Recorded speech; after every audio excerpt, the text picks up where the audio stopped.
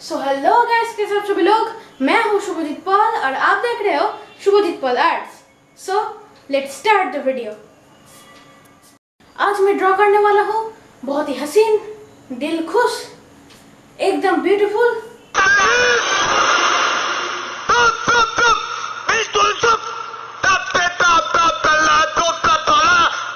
ये मुंह से सुपारी निकाल के बात कर रहे बाबा। इसके मुंह में पैदाइशी सुपारी है, ये तोतला है। तो मैं आज एक बच्ची की ड्राइंग करने वाला हूँ और मैं उसका रियल पिक्चर आप लोग मुझसे ले सकते हो। उसके पहले आप लोगों को मुझको इंस्टाग्राम पर फॉलो करना पड़ेगा और मुझे डीएम करना पड़ेगा, और डीएम में मैं आप लोग को उसका रियल पिक्चर दे दूंगा। सो और बात ना बढ़ाकर वीडियो को स्टार्ट करते हैं। हेलो गाइस, तो आप लोग देखो, मैं बार बार इसी चैनल को सब्सक्राइब करने का कोशिश किया, इस चैनल शुभजीत पॉल आर्ट्स, इस चैनल को सब्सक्राइब करने का कोशिश किया, लेकिन कभी भी नहीं हुआ। देखो, नहीं होता। आप लोग कोशिश करके देखो प्लीज़।